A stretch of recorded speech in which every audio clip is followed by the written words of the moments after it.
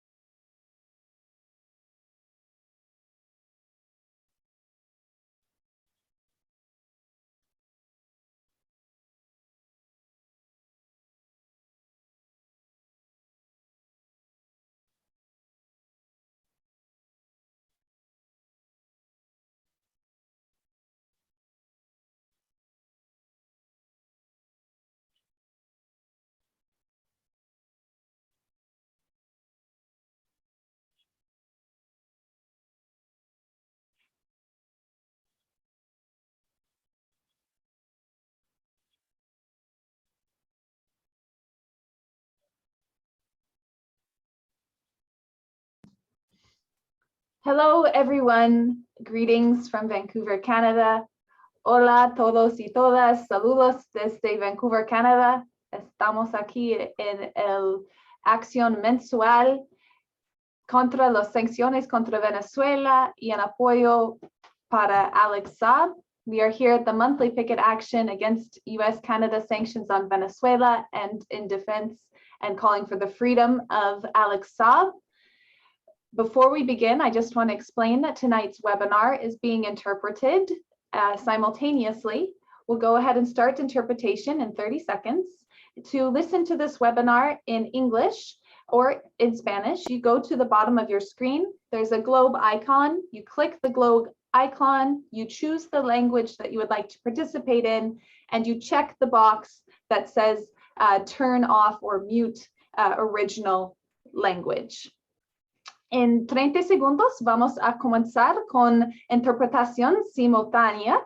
En el parte de abajo, en su computadora o tu teléfono, hay una opción para interpretación simultánea. Es un icono como un mundo, un globo, y pueden hacer a entrar el área de español, seleccionar la lengua español, y después hay una caja, si pueden chequear, se dicen poner en silencio el audio original. Bueno, vamos a empezar con interpretación en este momento. We'll begin interpretation in this moment, and we'll put a few short notes in the chat as well about how to join that.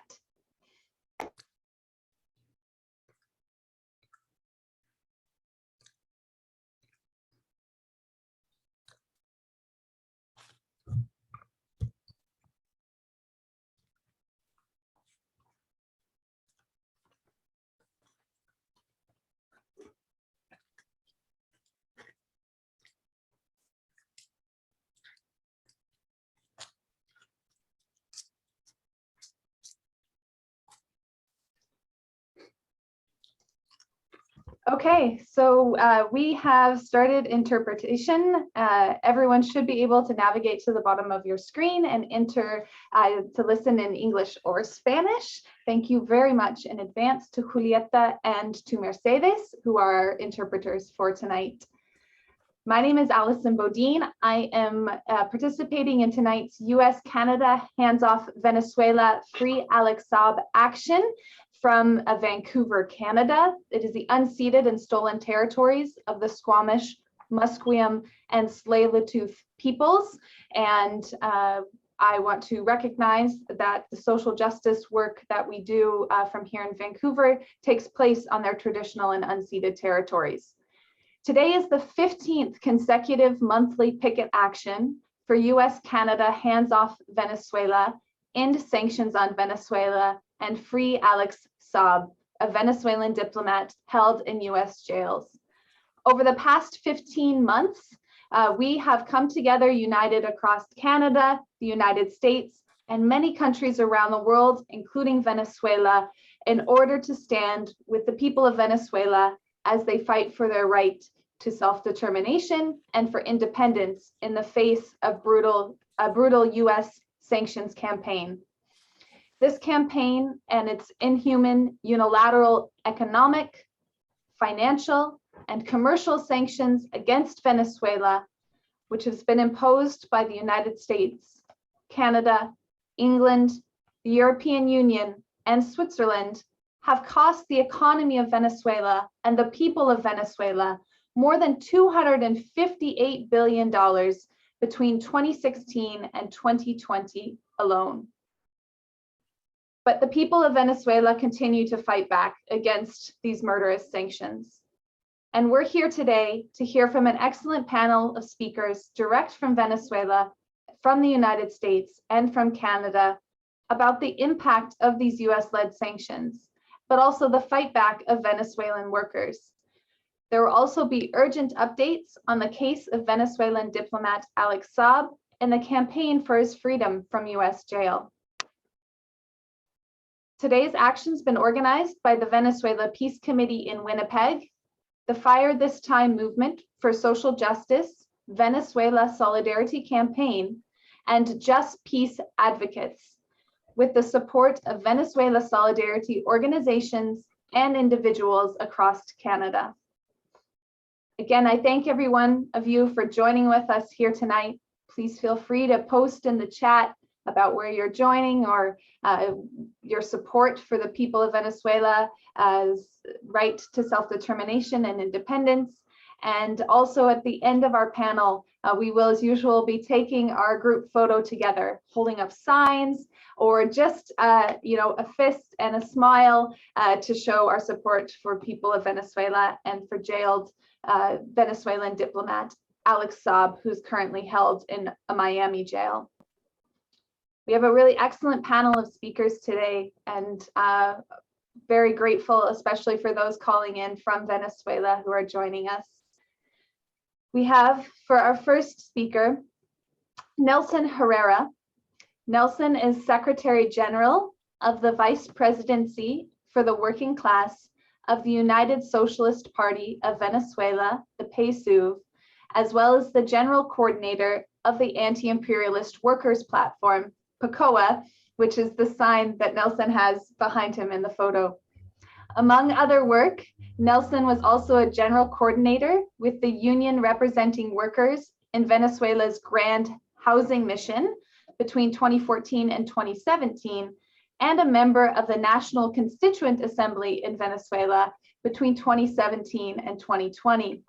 Nelson was also fortunate to be part of the Venezuelan delegation that participated in the May Day celebrations and march in Havana, Cuba this year. And it was great to see a strong Venezuelan delegation in the streets of Havana.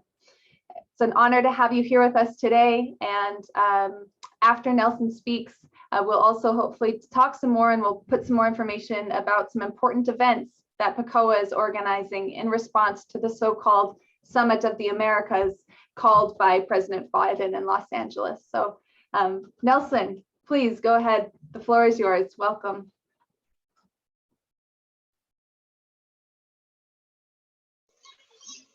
Muchas gracias, Alison, amiga, una gran amiga que tenemos en Norteamérica, que se ha destinado a través del tiempo a llevar la verdad de la lucha de Venezuela, Cuba y Nicaragua.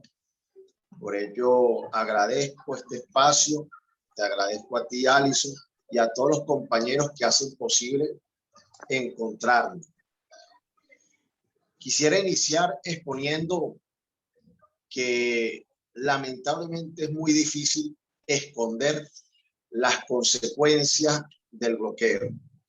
Las sanciones ilegales han sido un duro golpe para el pueblo trabajador venezolano. Nosotros a través del tiempo veníamos viendo los avances de la revolución bolivariana, los avances del socialismo, y desde el año 2015 que Obama decreta a Venezuela como una amenaza inusual, empezaron sanciones recurrentes Ya hoy son más de 500 sanciones que se destinan principalmente a golpear el corazón económico de nuestro país.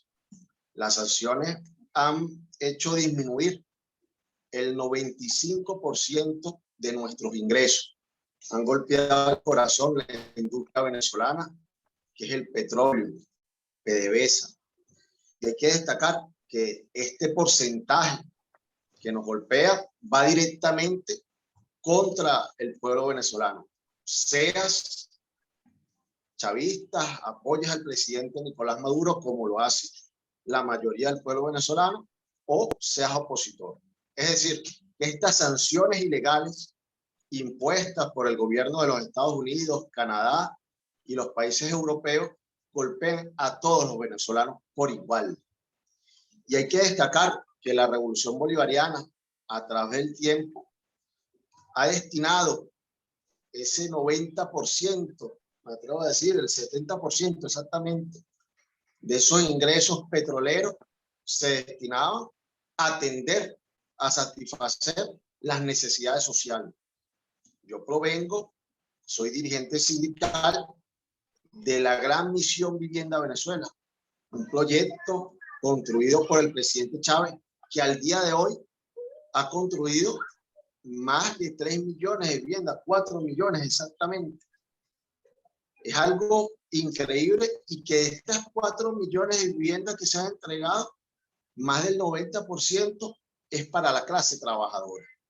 En este sentido, desde cualquier trinchera del mundo que nos encontremos, es necesario levantar la bandera de la solidaridad y de repudio a aquellas sanciones que se destinen a asfixiar a los pueblos que han decidido ser libres, han decidido emprender en un nuevo sistema económico y se han alejado al sistema que quiere imponer el capitalismo. En este sentido, es necesario que ustedes estén al tanto que la clase trabajadora venezolana se ha destinado a fortalecer 3 puntos. Y bueno, se sigue debatiendo. Actualmente estamos concluyendo la segunda etapa del Congreso de la clase obrera. ¿Con qué objetivo?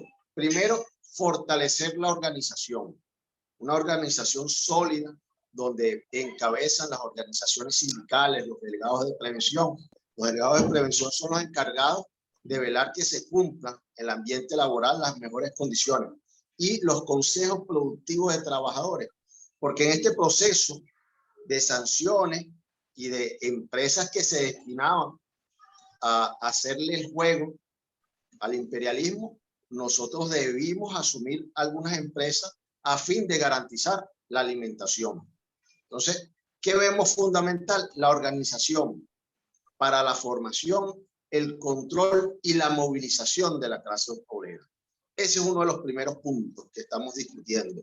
El segundo tema es la producción de bienes y servicios, pero no para enriquecer o acumular el capital para unos pocos. Es la producción de bienes y servicios para satisfacer las necesidades humanas. Hay que destacar que las sanciones no han generado unas nuevas innovaciones que se han destinado a garantizar la alimentación de los hombres y mujeres que habitamos en este territorio. Si no hubiese sido por la creatividad de los trabajadores, de los emprendedores, del venezolano en sí, a nosotros nos hubiesen asfixiado. La resistencia se ha basado en la producción de bienes y servicios. Hay que destacar que a pesar de estar en sanciones, a pesar de la pandemia, Venezuela nunca paralizó la producción de bienes y servicios, especialmente de alimentación. Nosotros estamos garantizando que la mayoría de los productos que come el venezolano se produzca en territorio nacional.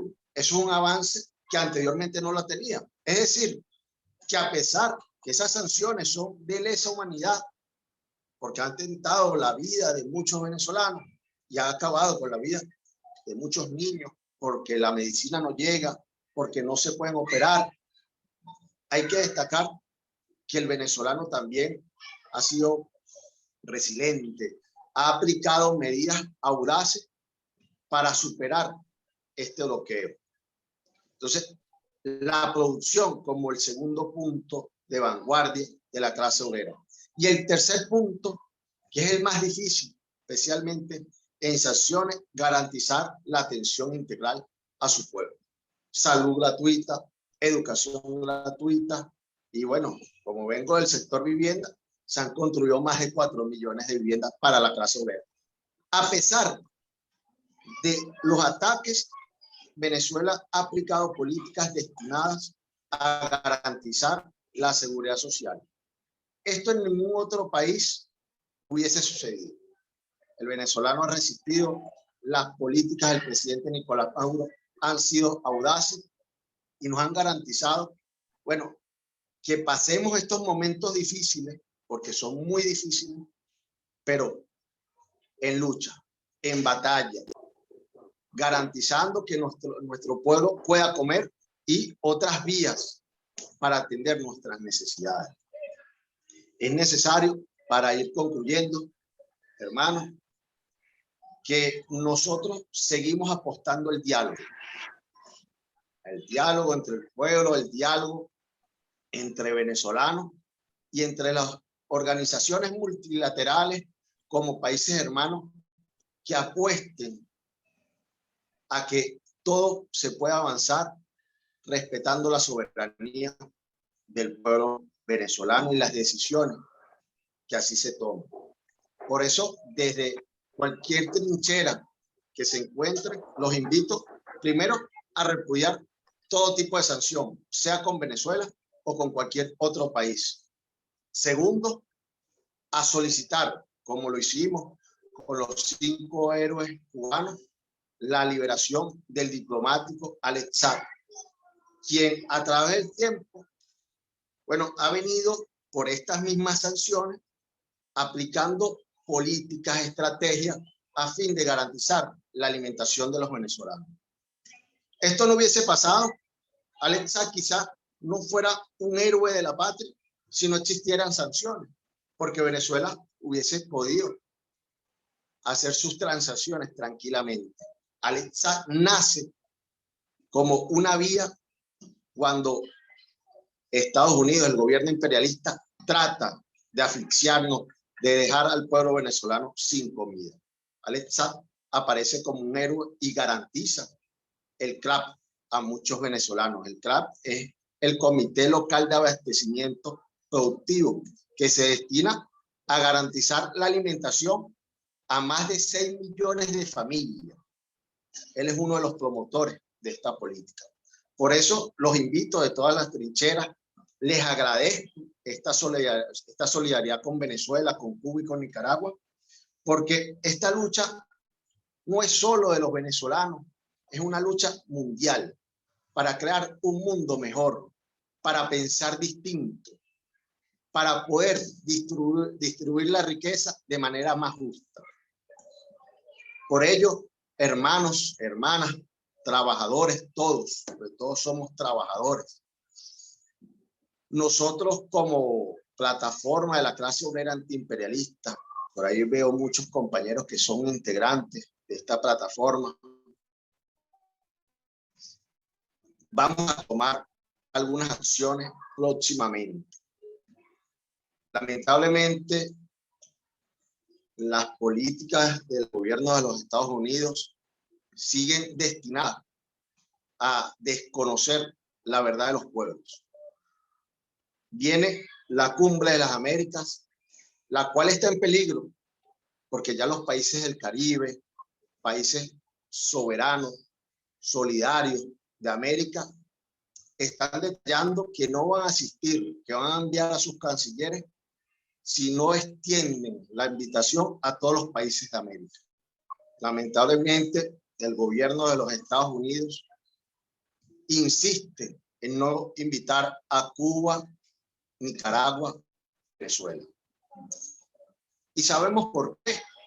Porque estos espacios a través del tiempo se han destinado a llegar a tratados que asfixian al pueblo.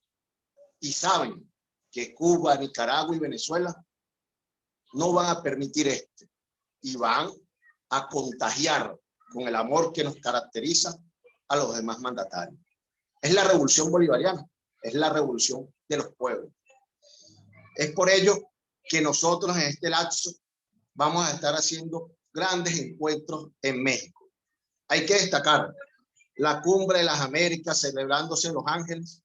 Se va a celebrar también la Cumbre de los Pueblos en los mismos Ángeles. Lamentablemente, el pueblo venezolano, nosotros, mi persona, por ser constituyente, yo estoy sancionado por los Estados Unidos y no podemos llegar hasta Los Ángeles. Por eso, el pueblo consciente, leal, la plataforma de la clase obrera antiimperialista en Mesoamérica acordó hacer dos grandes actividades a las cuales deseo invitar. Van a ser virtuales y presenciales. Vamos a estar primero entre el 7 y el 8 en el sur de México, en Chiapas, donde se van a movilizar más de 2.000 campesinos con el movimiento social de la tierra, donde van a venir compañeros de Honduras, de Nicaragua, de El Salvador, de Guatemala, a repudiar las sanciones ilegales y a manifestar la solidaridad con Venezuela, Cuba y Nicaragua. Esto van a ser 7 y 8 en Chiapas. Inmediatamente después que termine la Cumbre de las Américas, que termina el día 10, nosotros vamos a estar instalándonos en Tijuana para dar respuesta inmediata a los resultados de esa cumbre. Es decir, que del 10 al 12, los trabajadores, las organizaciones populares del norte de México, los compañeros de Canadá, los sindicatos de Estados Unidos van a encontrarse en el norte de México, exactamente en Tijuana, con el objeto, primero, de manifestar la solidaridad con los pueblos que luchan, pero adicionalmente dar una respuesta inmediata, oportuna, certera de las intenciones de las cumbres de las Américas. Desde aquí, desde la tierra de Bolívar y Chávez, los quiero invitar a que estén atentos a los próximos acontecimientos para la liberación de los pueblos, para la construcción de un mundo mejor. Es la clase obrera, nos decía el presidente Nicolás Maduro, que debe asumir la vanguardia. Sintámonos todos, clase obrera. No es solo el sindicato, yo provengo de un sindicato, es una organización, el sindicato es clase obrera, pero todo aquel asalariado, víctima del imperialismo, de la hegemonía económica, es trabajador. Vamos a unirnos como clase obrera y alcemos la bandera para un mejor mundo, para la justa distribución de la riqueza. Es nuestro deber y estamos venciendo, camaradas. Por eso finalizo agradeciendo este espacio y siempre a la orden. Vamos a estar en lucha y nos vemos en México. Lo recuerdo, 7 y 8 en Chiapas con el movimiento campesino. Más de 2.000 campesinos movilizándonos. Y después, del 10 al 12 de junio, nos vamos a encontrar en Tijuana con nuestros hermanos y hermanas de los sindicatos y movimientos sociales de Estados Unidos. Espero verte, Alison. Nos vemos en México. Saludos, hermanos. Un abrazo.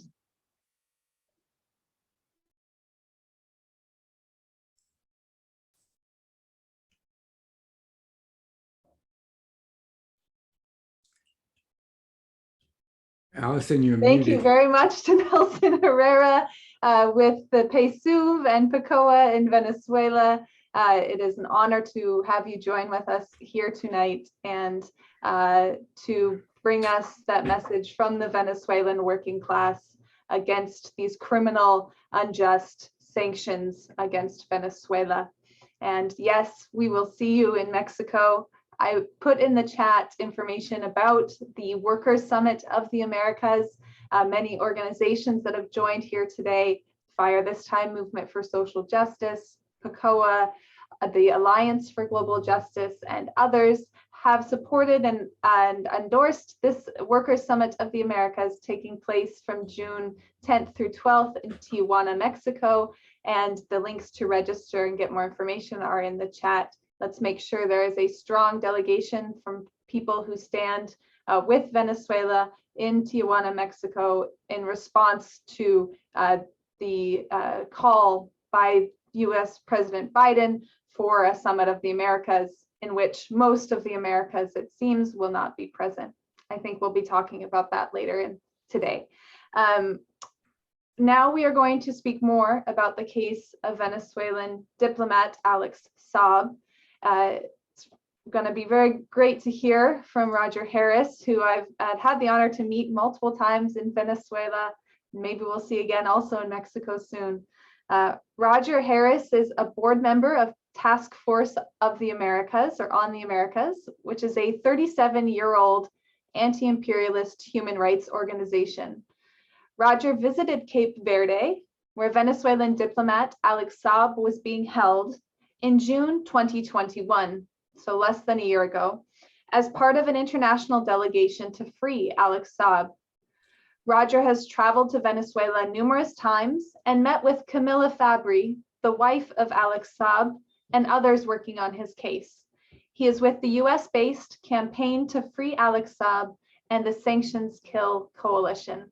The floor is yours, Roger. Okay, thank you very much, Allison. I'm going to do a screen share now. And can you confirm that that is showing? Yes, we can see it. Okay, great. It's a great honor to be here and to be with the comrades from Venezuela. And I'll give some more background and context on the case of Alex Saab. Many of you may be familiar with that case, but I'll get into some of the details. To begin with, we live in a world where the US believes that it makes the rules and the rest of humanity must follow its orders, what President Biden euphemistically calls the rules-based order.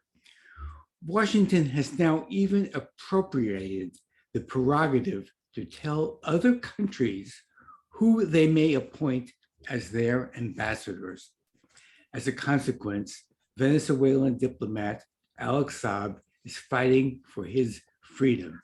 He was assisting Venezuela in trying to circumvent sanctions imposed on Venezuela by the US.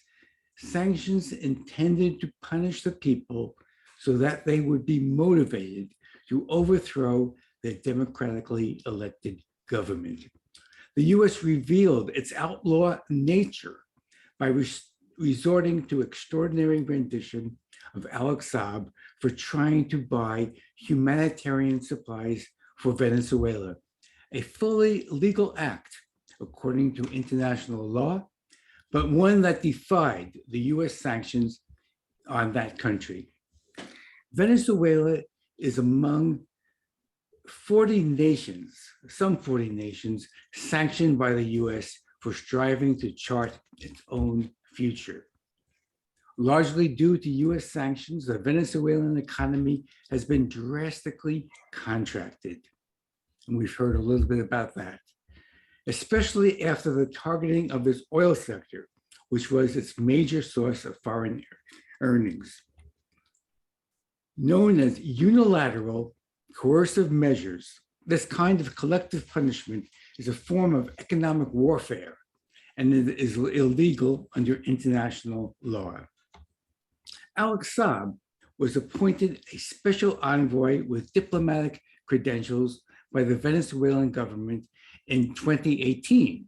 He had worked on government's food assistance program and the public housing programs, which we now hear 4 million houses have been built, units have been built.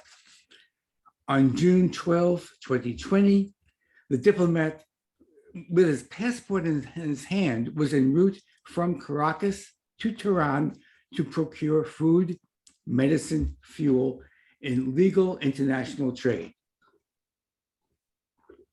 His plane was diverted to land in the island archipelago nation of Cabo Verde off the coast of West Africa on a refueling stop. There, in an egregious example of extraterritorial judicial overreach, the US had him seized without warrant and thrown in prison. As a Venezuelan special envoy and deputy ambassador to the African Union, Saab was protected under the Vienna Convention for Diplomatic Relations. Under this treaty, diplomats are supposed to enjoy absolute immunity from arrest, even in the time of war. Not only is the US a signatory of the Vienna Convention, but the US Diplomatic Relations Act also protects all diplomats. Further, Saab is not a US citizen, and the alleged crime did not take place in the US. In short, the US prosecution of Saab is not a legal one, but a purely political act in the economic war against Venezuela. Then, in October 16, 2021, the US perpetrated what Venezuelan President Nicolas Maduro called the second kidnapping. Alex Saab was unlawfully abducted, spirited away with no legal papers, no notification to his family or to his legal team, and he was flown to Miami, where he has languished in prison. The US does not have an extradition treaty with Cape Verde. Initially, the US charged Saab with 8 counts of money laundering, but the charges were reduced to a single one. This one was, quote, conspiracy to money launder. Now, this is a notoriously vague legal gimmick that is conveniently difficult to disprove.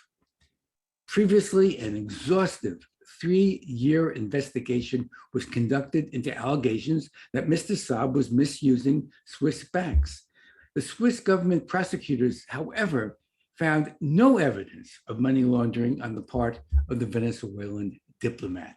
In fact, Mr. Saab is a political prisoner of the US empire's drive to beat an independent Venezuela into submission by weaponizing economics.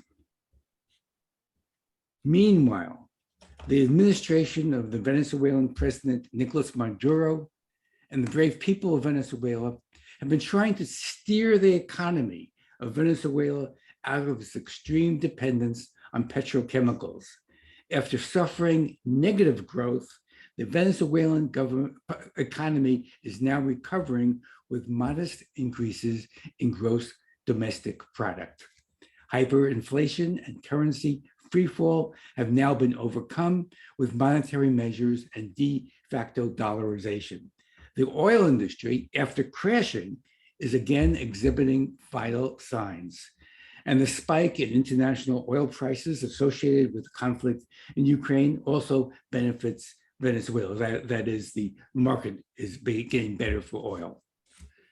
And the international scene has been looking more bullish for the Bolivarian revolution of the Venezuelan people. The right-wing clique of anti-Venezuela countries in the Organization of American States, the OAS, is known as the Lima Group.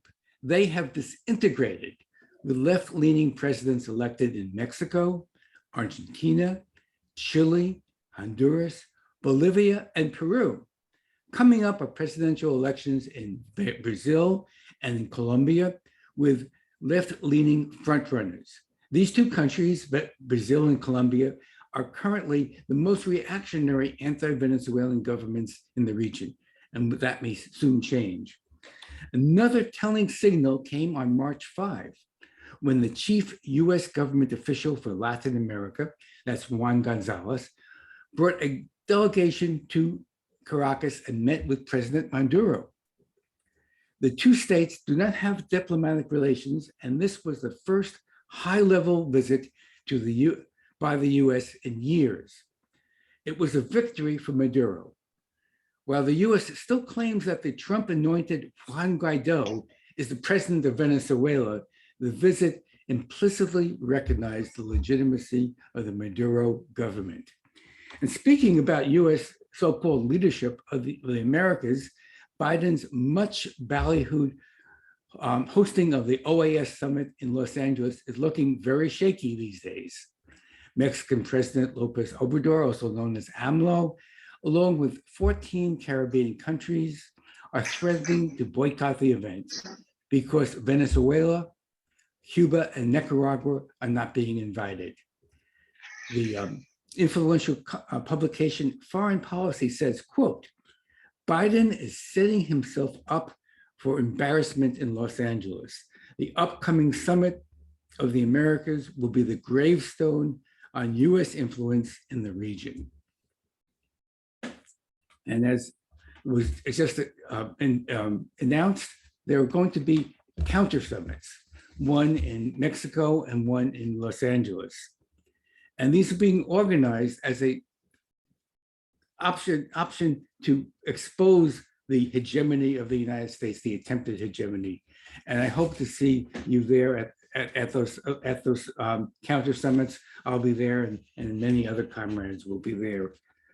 The tide is flowing in favor of the Bolivarian Revolution and perhaps for Ambassador Alex Saab. An international campaign has arisen to free Alex Saab.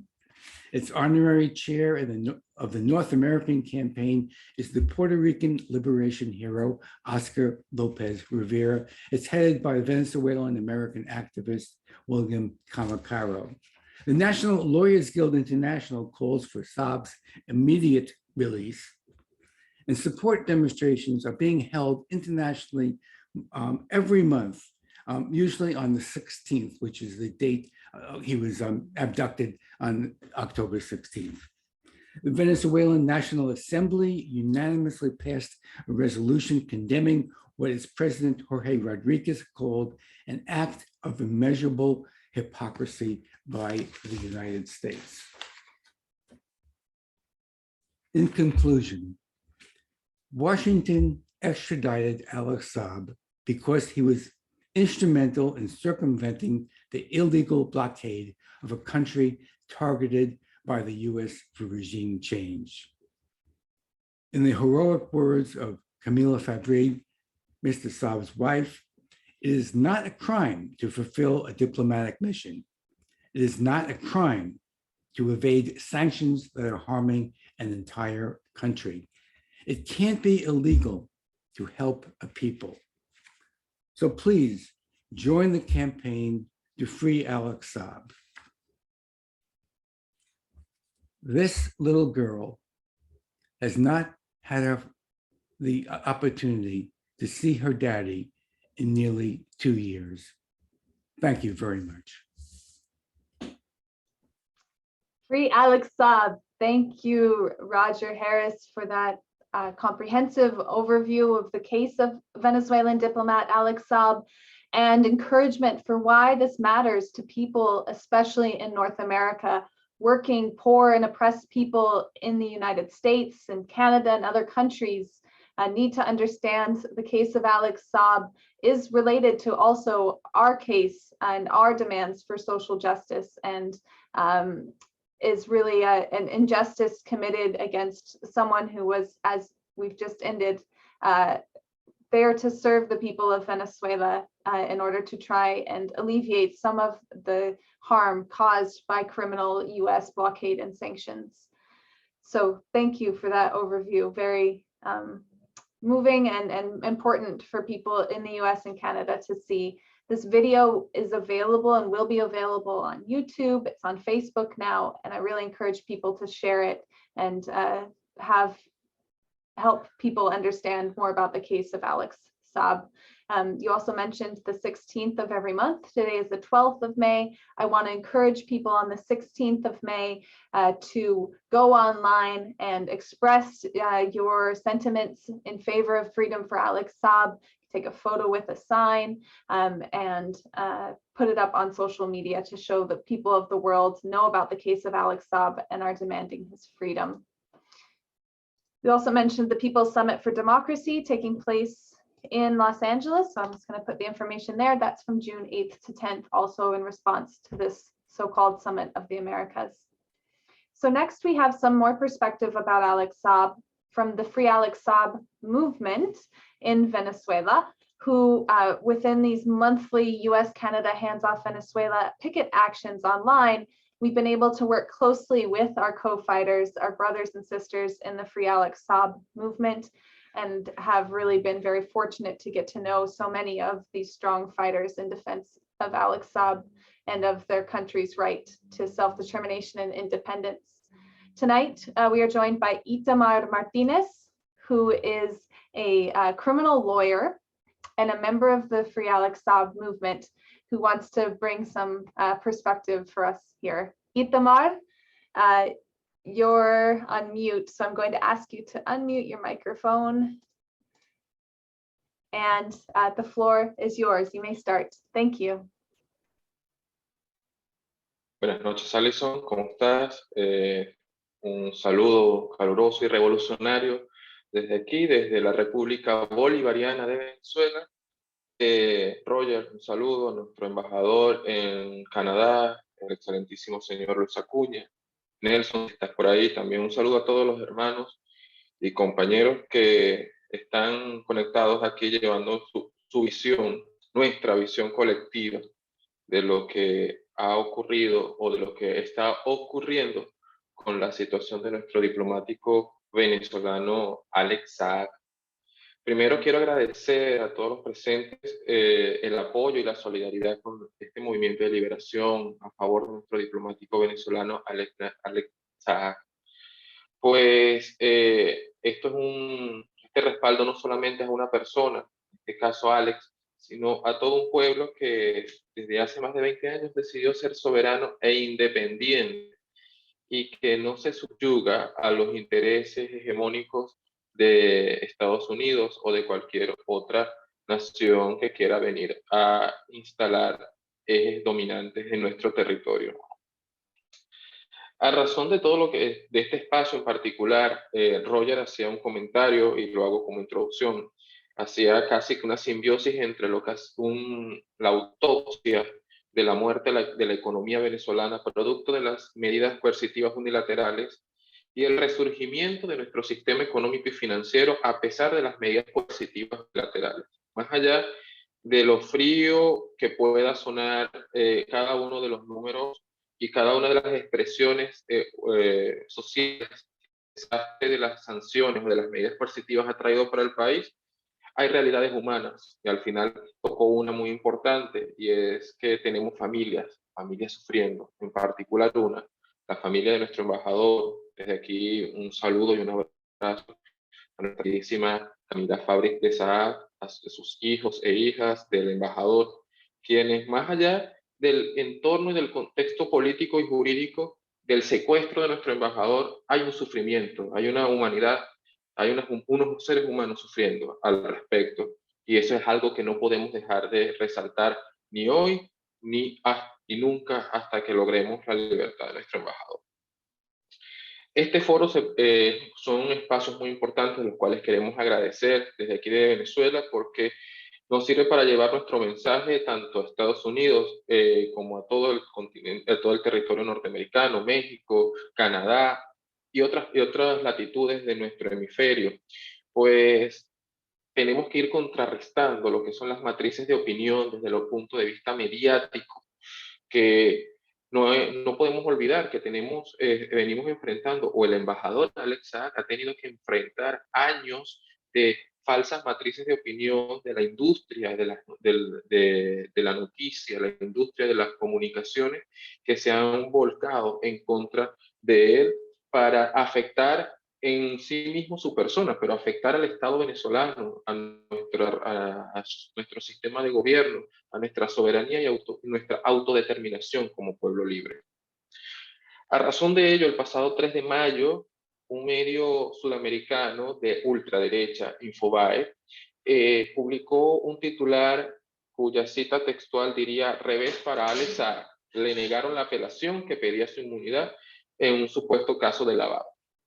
Este titular en sí mismo lleva configuraciones falsas, pues primero el recurso como tal no fue ni negado ni fue declarado sin lugar, como lo quieren hacer ver, ni tampoco es por materia de lavado de activos. Recordemos que Alex Saab, al momento de llegar a Estados Unidos, al territorio estadounidense, al distrito sur de la Florida, estaba siendo perseguido injustamente e ilegalmente por una serie de delitos en torno a delitos, lo que se pudiesen llamar delitos financieros. Sin embargo, al no existir un acervo probatorio o lo que se pudiese conocer en derecho, elementos de convicción para una objetiva imputación, se tuvo que dejar, y el Departamento de Justicia así lo estableció, dejar solamente el delito de conspiración, como lo hemos determinado, el delito más subjetivo desde el punto de vista de una investigación, pues va más hacia cortes de índole político, más allá de cualquier herramienta criminalística que pudiera servir para esta investigación.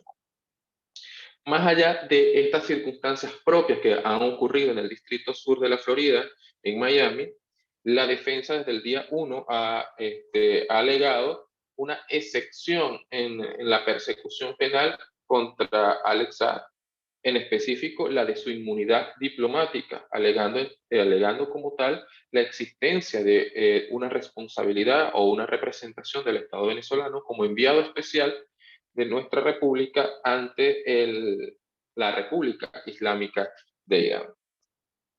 ¿A qué se debió esta apelación que desde el primer momento primero fue una invocación que se hizo en el Distrito Sur y que no fue escuchada, y de esto hablaré un poco más adelante, y que a raíz de ello nace esta apelación que presentan los abogados de la defensa, encabezada por el doctor David Rickin, ante el 10º circuito del estado de Georgia, la Corte de Apelaciones de esta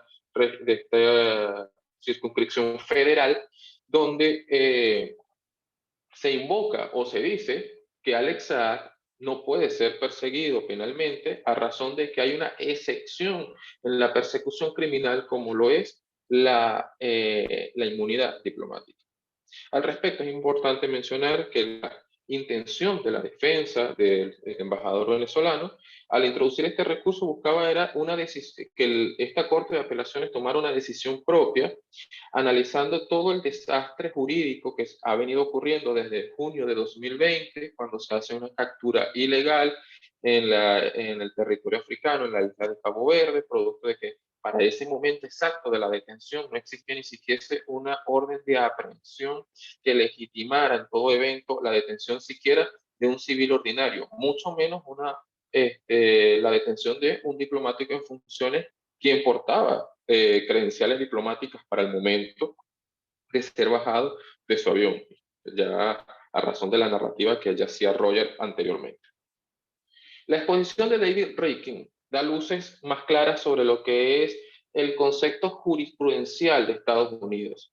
Recordemos que más allá del la vasta existencia de normativas, tanto estatales como federales, que pueden dar origen a un marco jurídico dentro de los Estados Unidos, al momento de judicializar circunstancias anómalas, y muy anómalas como esta, como la persecución de un diplomático en funciones, la jurisprudencia, es decir, el criterio uniforme, pacífico y reiterado de las cortes, tribunales de toda instancia en todos los Estados Unidos, tanto estatales como federales, ha sido muy claro. Un diplomático en funciones no puede ser detenido, siquiera puede ser indagado judicialmente, ni desde el punto de vista penal, ni desde el punto de vista civil.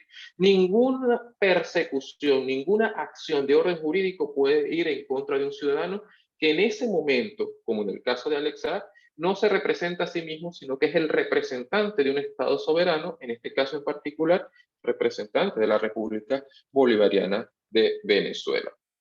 Recordemos que dentro del lawfare del que es víctima nuestro enviado especial, Alex Saab, se configuran vicios procesales que van desde la extraterritorialidad para ejercer la acción penal, es decir, la persecución que hace Estados Unidos fuera de su territorio por la presunta comisión de un delito que de ser cierto, que no lo es, de ser cierto ocurre fuera de las fronteras estadounidenses, se erige como un autor de persecutor desde el punto de vista penal para capturarlo fuera de sus fronteras. Hace poco la Cancillería de la República Popular China calificaba esto como la llamada jurisdicción de brazo largo, porque trata de extenderse más allá de un principio procesal de las capacidades que se puedan tener en persecución, como son la jurisdicción y la competencia.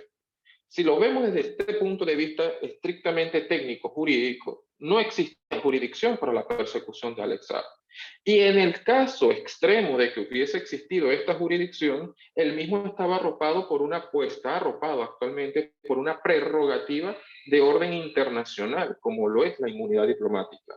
Pues, a fin de cuentas, más allá del ordenamiento procesal, obviamente procesal penal, en contra de nuestro embajador, el hecho es que tenemos un ciudadano con características políticas, porque son características políticas, en representación de un Estado que ha sido, que lo reconoce como diplomático, y la aceptación de un Estado receptor, en este caso la República Islámica de Irán, que lo acepta también como diplomático.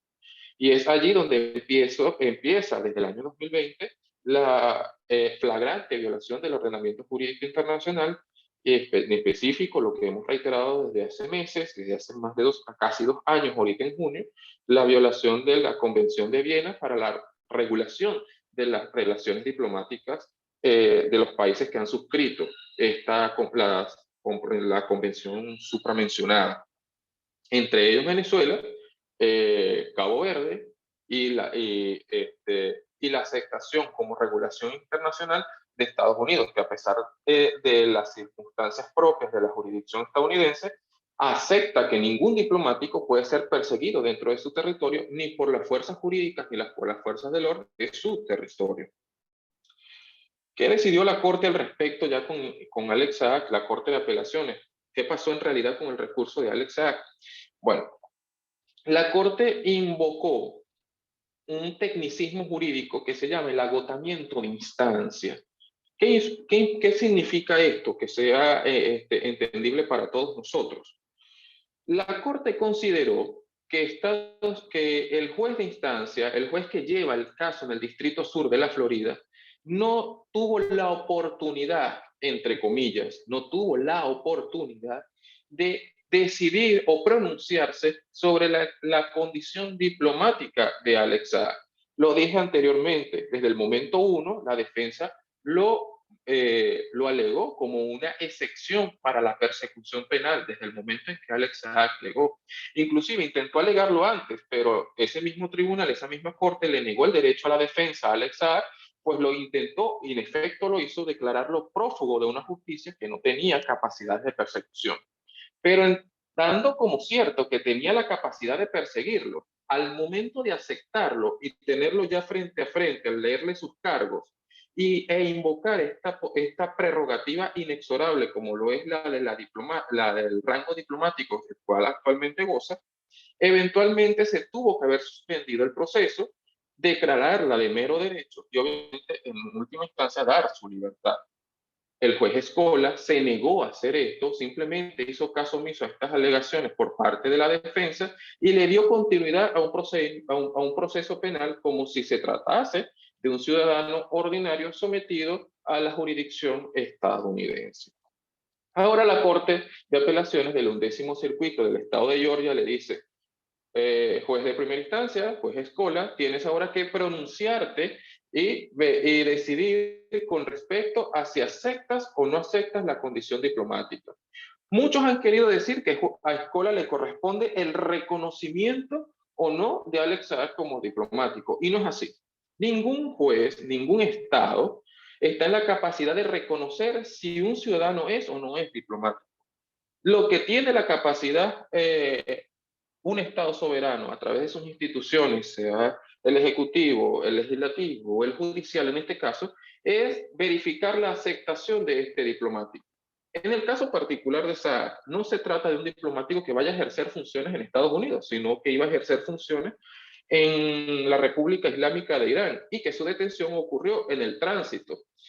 El libre tránsito o el tránsito seguro que debe tener todo diplomático le fue vulnerado, le fue flagrantemente violado. Y a raíz de ello se generaron diversas audiencias, incluso los propios tribunales regionales de África, en su momento determinaron la violación flagrante de normativas internacionales.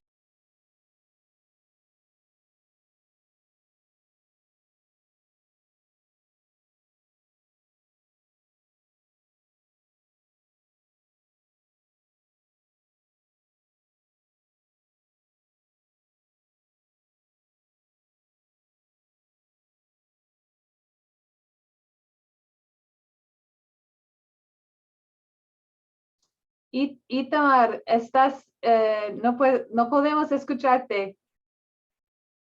Tu micrófono está desconectado, no sé. Itamar. No es, perdón, al pronunciarse de si Alex es o no aceptable o no la condición diplomática, el tribunal de instancia lo que se presume es que en los próximos días o semanas nos convocará o convocará a las partes para una audiencia donde ordenará presumiblemente una articulación probatoria donde la Fiscalía, que en su momento siquiera se negó, la Fiscalía del Departamento de Justicia de los Estados Unidos, en su momento se negó siquiera a indagar la posible condición diplomática de Alex Saab, que es algo que nadie puede poner en duda hoy en día. Y a razón de ello, ahora quiere buscar un mecanismo probatorio, como si se tratara de una situación de hecho, que no lo es, para desvirtuar la condición diplomática de Alex Saab. No obstante a ello, esta situación, ya generando escenarios al futuro, esta situación que pudiera generar con el juez Escola, un juez que a criterio de quien habla es un juez que no es imparcial, es un juez que inclusive ha adelantado pronunciamientos. El día de la audiencia, el 6 de abril del 2022, mientras se hacía la audiencia en el 11º circuito del estado de Georgia, el juez de instancia en Miami, Escola, publicaba de manera dolosa, porque no hay otra forma de llamarlo, informaciones sobre unas supuestas conversaciones y entrega de información por parte de Alex Saab a funcionarios estadounidenses. ¿Qué buscaba con esto, entre otras cosas? No tenemos ninguna duda que trataban de persuadir, el juez de instancia trataba de persuadir lo que pudiese ser la decisión del tribunal, de la decisión de la Corte. Sin embargo, la Corte tomó lo que hemos llamado, lo que yo considero una decisión políticamente neutral a los efectos de agotar la primera instancia, y obviamente que la decisión que tome el juez Escola sea positiva o negativa con respecto a la aceptación o no de la condición diplomática de Alex, esta situación puede ser apelada y evidentemente continuaremos este proceso. ¿Qué ocurriría, ya para cerrar, qué ocurriría si Estados Unidos judicialmente llegara a desconocer el rango diplomático de Alex Saab? Pues lo hemos dicho desde hace mucho tiempo. El aparato diplomático más grande del mundo lo tiene sin duda alguna los Estados Unidos. El Departamento de Estado tiene más funcionarios diplomáticos que inclusive la propia Organización de Naciones Unidas. Si eventualmente desde Estados Unidos se generara un criterio o un precedente atroz con respecto a la persecución, encarcelamiento, imputación y condena de agentes diplomáticos en pleno ejercicio de sus funciones, evidentemente las principales víctimas vendrían de los Estados Unidos, pues al tener desplegados tantos diplomáticos alrededor del mundo, otros estados pudiesen tomar de ejemplo sus propios criterios judiciales para la persecución de estos diplomáticos sin importarles que los mismos gocen de inmunidad. Es decir, lo que se está jugando aquí, más allá de la libertad de un hombre que tiene familia, como decíamos al principio, que tiene doliente, es, entre otras cosas, la soberanía, la autodeterminación de la República Bolivariana de Venezuela, país libre y soberano que no se somete al yugo ni a la hegemonía política, ni mucho menos judicial de los Estados Unidos, pero se juega, entre otras cosas, el ordenamiento y la paz global en el marco de un fallido hoy en día derecho internacional público. Desde Venezuela seguiremos luchando y denunciando a través de estos medios y cualquier otro espacio que nos presten para pedir por la libertad de nuestro embajador Alex Saab y por defender la soberanía de nuestra nación. Gracias, Alison, por esta oportunidad. Saludos, compañeros.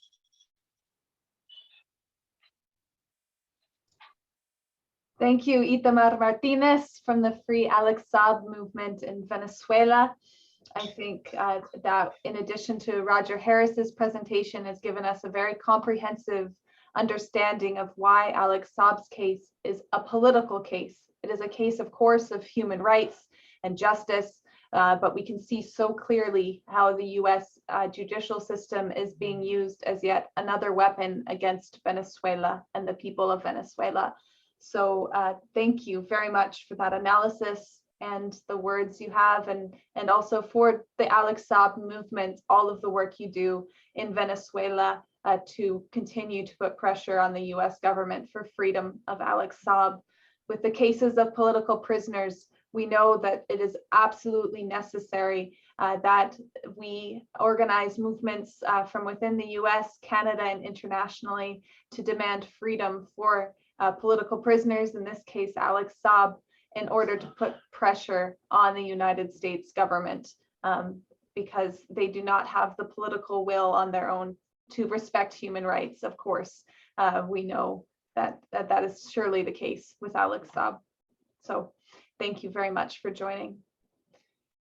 For our final panelists today, before we go into the greetings section of our action, I want to welcome Arnold August. Arnold is an author and a journalist based in Montreal, Quebec.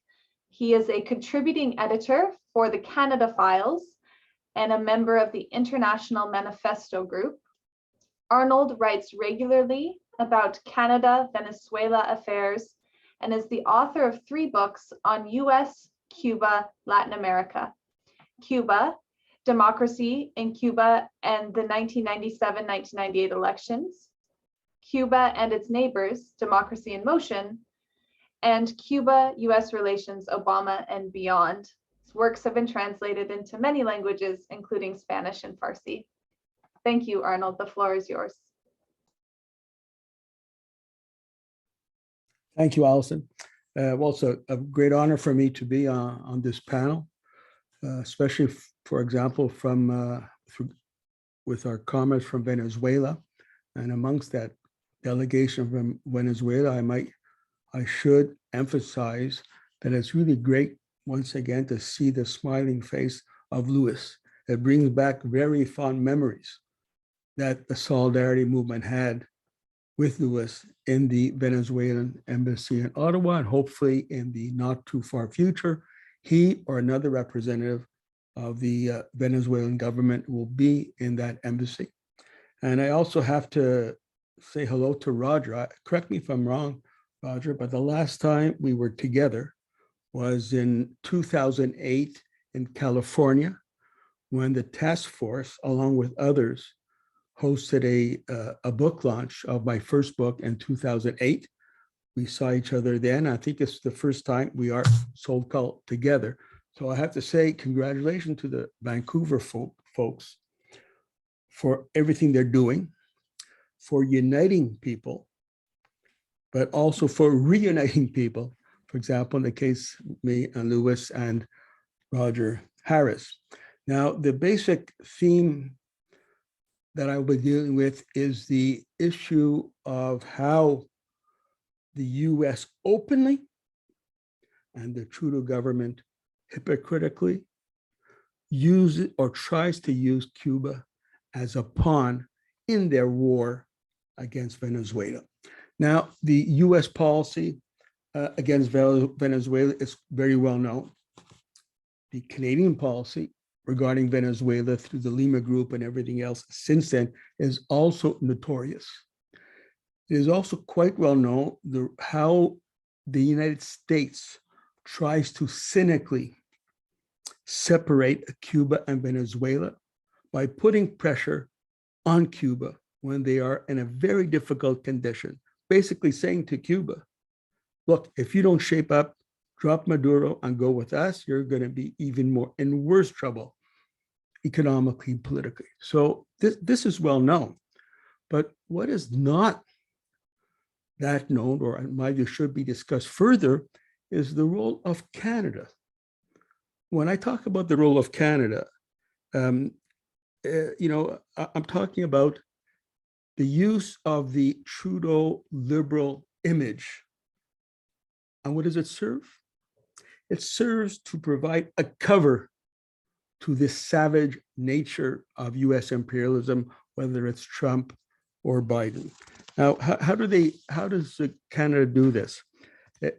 I've been working on this for quite a while, and others do as well. The use of what we call dog whistle diplomacy. I hope the translators found an appropriate word for that, dog whistle diplomacy. But to make sure, I'll spell it out. I'll just read it out so it's easy to understand. But I think it's crucial to understand the role of Canada and the role of liberals such as Obama before. Dog whistle diplomacy is the use of coded language in political messaging to mean one position to one country, such as Cuba, but the same words, or as important or more importantly, the obvious omission of words.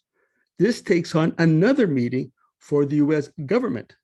So this diplomacy is mainly used by liberals. It's very subtle, and I think it's, in my view, it's far more dangerous than the open conservative position, whether it's a Trump or Conservative Party in Canada or whatever. Now, let's just spell that out. How does Canada use this dog whistle diplomacy with the liberal poster boy face?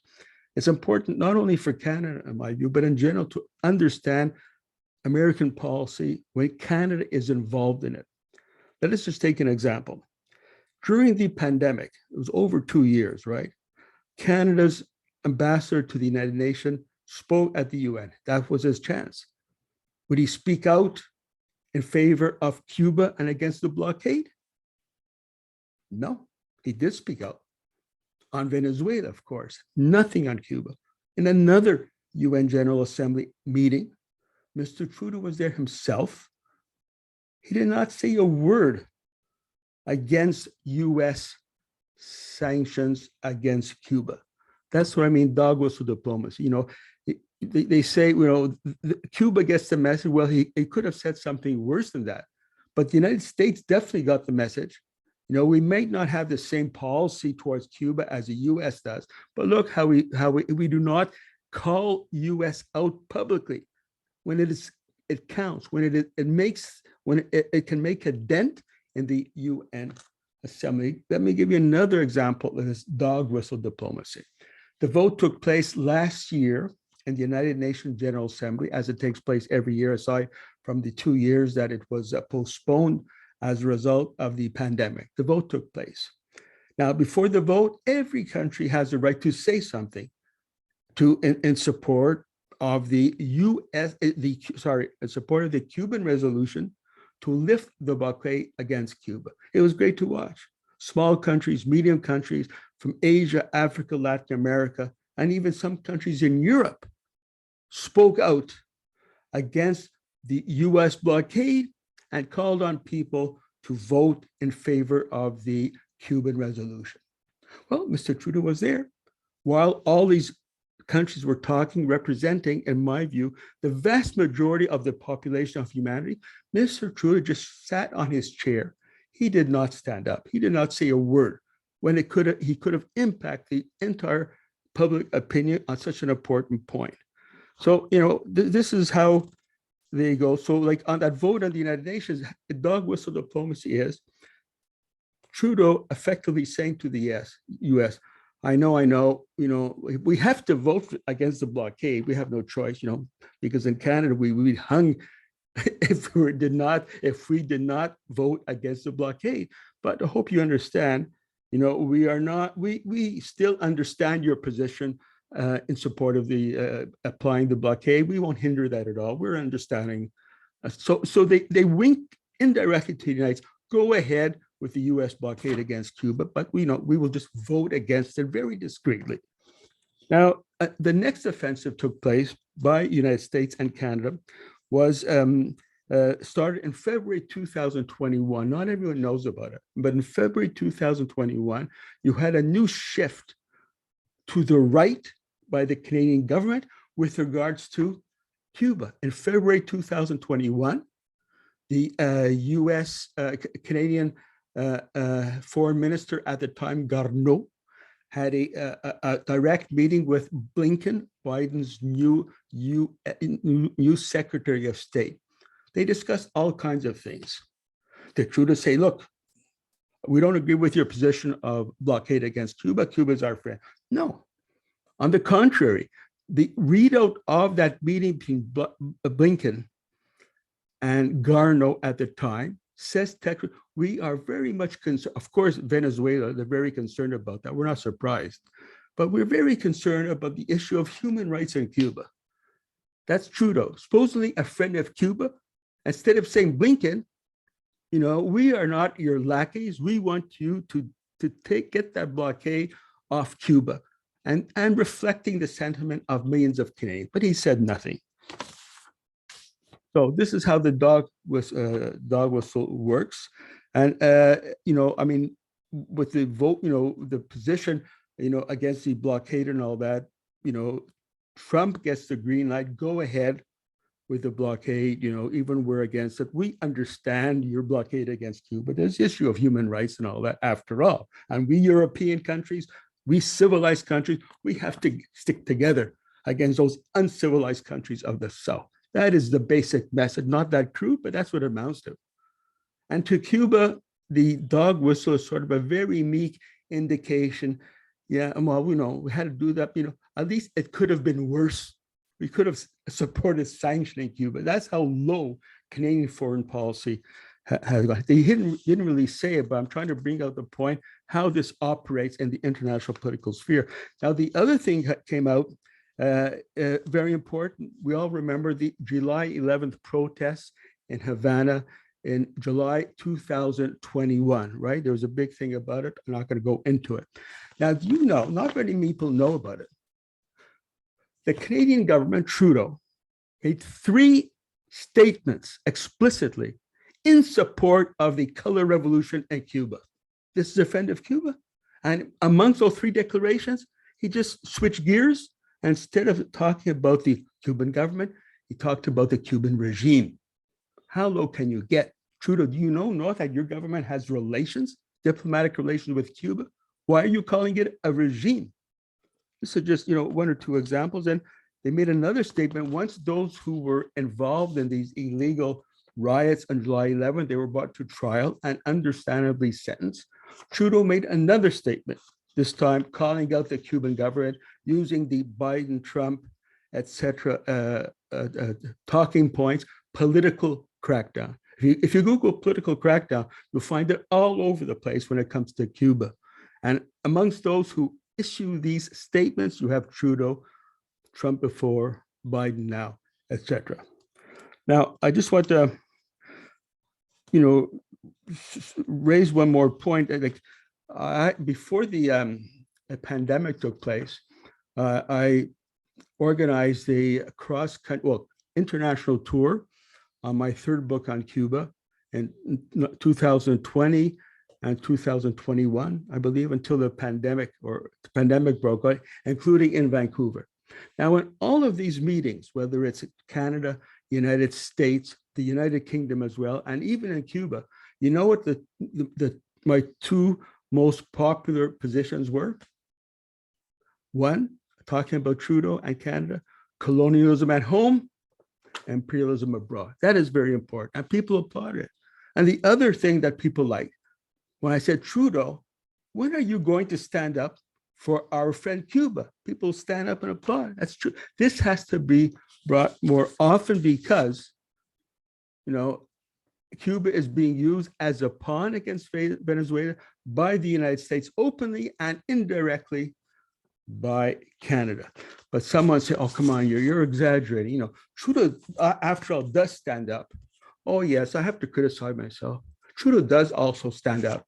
When Zelensky, representing the fascist government in Ukraine, sent a message to Parliament, the entire Parliament, including Trudeau, they stood up, applauding this representative of the Nazi-infested government. I'll give you another example. Oh, you know, Trudeau, yeah, he does stand up. Just a few weeks ago, Trudeau, instead of going to British Columbia to calm his RCMP, who are continuing genocide against the native people in Canada, no. He went to Kiev in Ukraine a week ago, standing up with who? With the fascists in Kiev. So Canadians, you should know about it. And those who are not Canadians, you should also know about it, because this fraud of the liberal, poster boy of Trudeau, this has to come to an end. And I think that it's important for the solidarity movement in Canada that we throw off the shackles of the concept that we should, have to treat Trudeau with kid gloves, with velvet gloves. This policy of appeasement with regards to Trudeau has been a disaster. Has it improved? His position on Cuba, has it improved? His position on Venezuela, has it improved? No, it has gotten worse. So let's put an end to this appeasement policy and let's speak out very clearly. Join me and thousands of people across Canada, I assure you. Trudeau, when the hell are you going to speak up for our friend Cuba? Thank you. Sorry for that four-letter word at the end, but. Thank you, Arnold. Arnold, as I said, writes numerous articles on Latin America and Cuba and relations, also world global issues. So I encourage people to look up Arnold and your work on Venezuela as well. Probably the last time we saw each other was actually in Venezuela, and I hope to see you again soon. You're on mute, Arnold. It was a rocky episode there, but it went very well and I missed it as well. Okay, so the next speaker that we're going to have actually is Johan Perez. Johan is also with the Alex Saab movement in Venezuela, and we weren't sure if his internet signal was going to be strong enough today, but it is strong. So Johan has some words to share, some specifics he's been studying about Alex Saab's case that are important for us all to know. Johan, you can go ahead.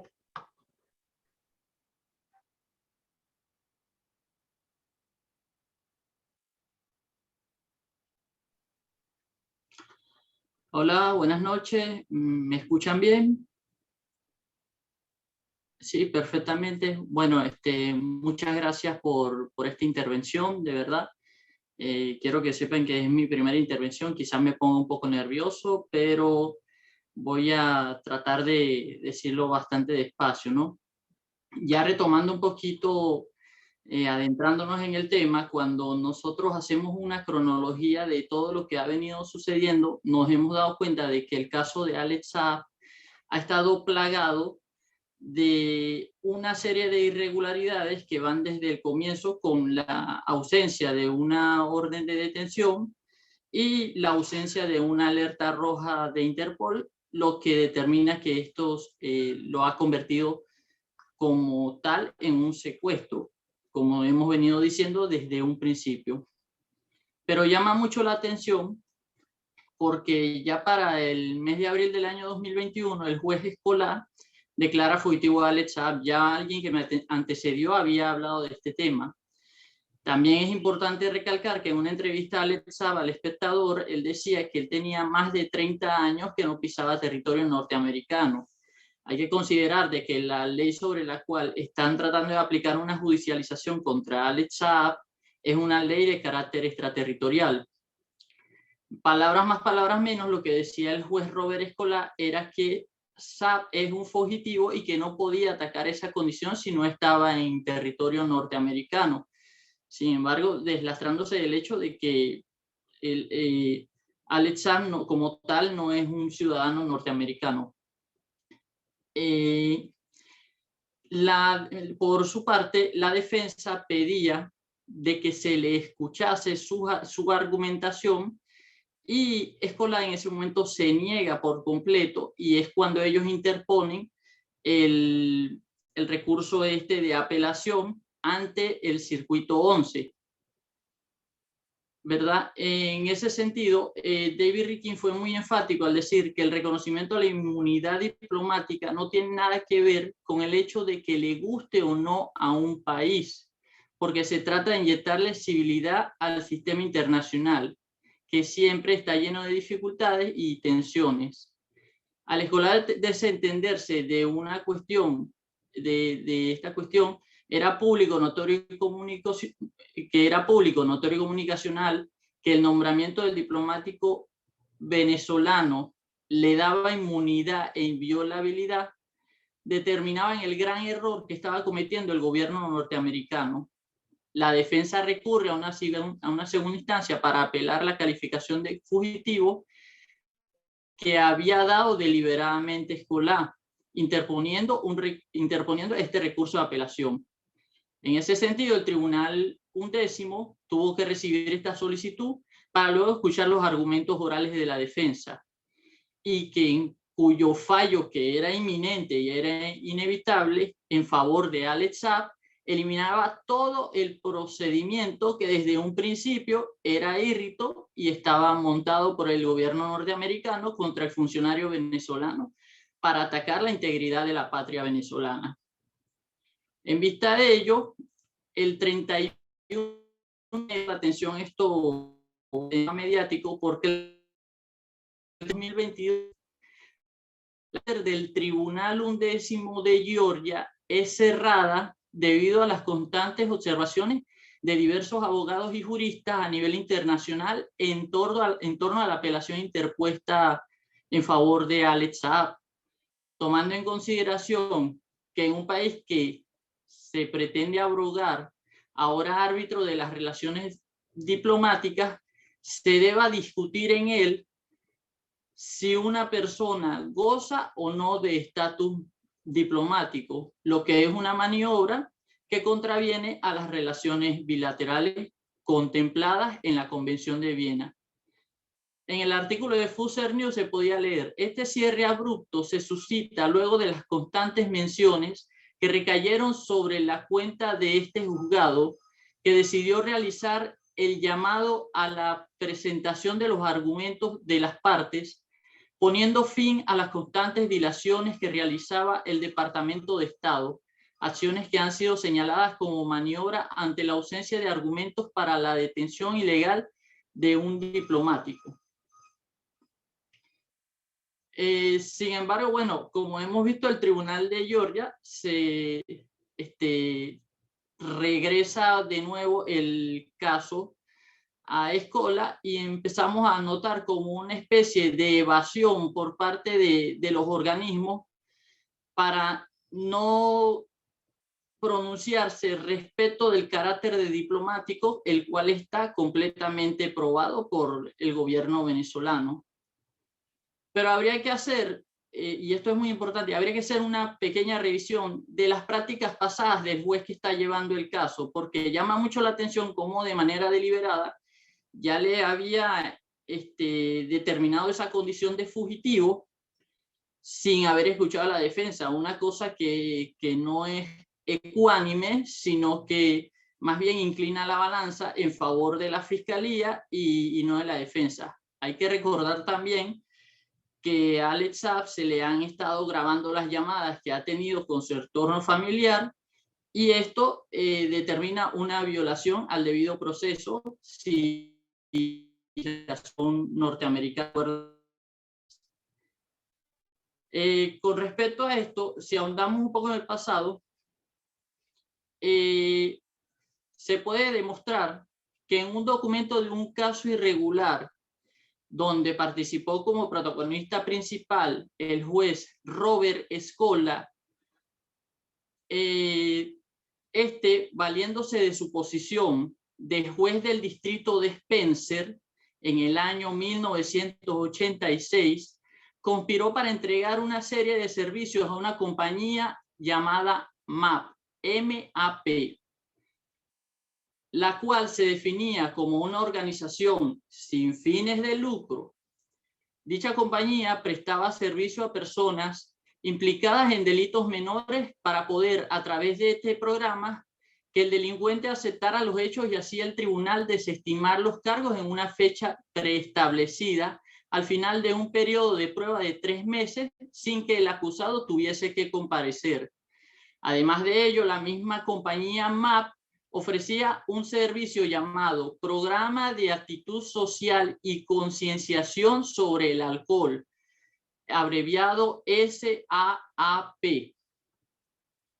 En este punto es importante recordar que para ese momento Robert Escola es juez del distrito de Spencer y en consecuencia eso lo convierte en un funcionario público cuyas restricciones a la hora de solicitar servicios a estos programas estaban contemplados en la Ley de Conflictos de Interés de Estados Unidos.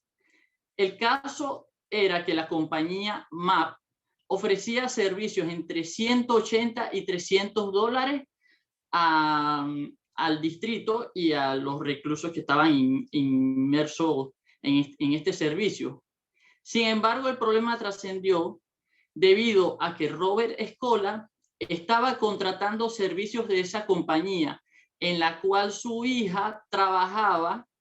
Recuerden que estamos hablando de que esa compañía supuestamente era una compañía sin fines de lucro.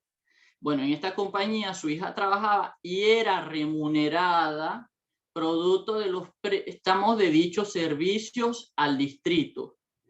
Durante el tiempo en que la hija estuvo trabajando para la compañía MAP, el juez escolar remitía todos, escúchese bien, todos los casos de este tema para beneficiar a su familiar. Con esta táctica, el juez del distrito rompió la ley de conflictos de interés, ya que un funcionario público que influye indebidamente o goce indebidamente de su favor en el desempeño de sus funciones oficiales o que está indebidamente afectado por el parentesco, rango, posición o influencia de cualquier partido o persona, está contraviniendo con esta legislación de la que ya hemos hablado, valga la redundancia. Entonces, desde esta perspectiva podemos ver cómo se arma una ficha más del rompecabezas, donde se puede ver que lo que se ha tejido dentro del sistema de gobierno norteamericano es una red criminal maquillada como institucional para destruir democracias, acabar con derechos de los ciudadanos, ya sean migrantes, ya sean naturales de Estados Unidos o quizás extranjeros, de acabar con los derechos de los pueblos ajenos a ese país e instalar redes que puedan converger con los intereses de los Estados Unidos. Por otra parte, vale destacar que los delitos por los cuales Estados Unidos acusó a Alex Saab en un principio no gozaron ni gozan de sustentabilidad al verse carente de pruebas. Y al verse carente de pruebas, disculpen, en varias ocasiones la Fiscalía tuvo que pedir prórroga una y otra vez porque no pudo demostrar los delitos de lavado de dinero, dejando el delito de conspiración como único delito para poder mantener a Alex Saab en territorio norteamericano. Vale recordar que fue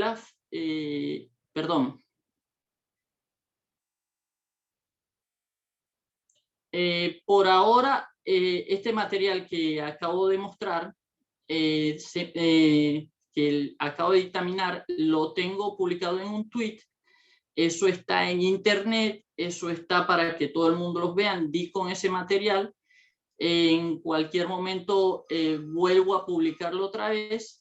Y bueno, para cerrar podría decir de que estas son unas tácticas que ha venido emprendiendo Estados Unidos y que se contraponen al derecho que pueden tener cualquier persona, un grupo de personas o grupos de personas para llevar una vida plena, porque simplemente aquí lo que está prelando, que está por encima de cualquier cosa, es el factor geopolítico, es el factor de cómo subyugar al pueblo venezolano a través de un mecanismo muy ilegítimo, al cual le llaman ellos sanciones, que no son más que medidas coercitivas y punitivas y que son violatorias de la Carta de Naciones Unidas, cuyo único fin que buscan es matar al pueblo de hambre, de enfermedad, de desesperación, y nada más habría que verlo desde esta perspectiva, porque cuando tú te das cuenta de que en años pasados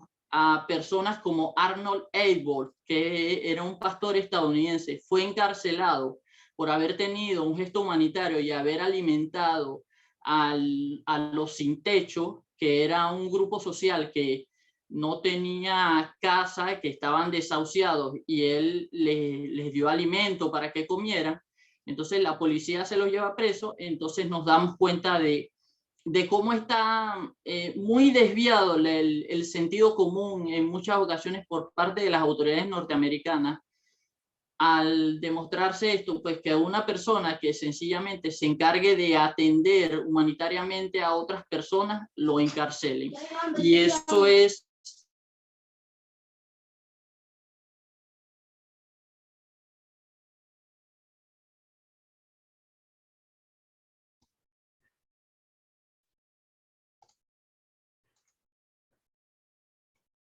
Hola, Johan, I think the audio cut. I think you were wrapping up though. So thank you so much for your words and contribution today, exposing the hypocrisy rife within the US judicial system, especially when it comes to the case of Alex Saab and the corruption in particular that you have been researching regarding Judge Scola, who is the judge presiding, the federal judge presiding over Alex Saab's case.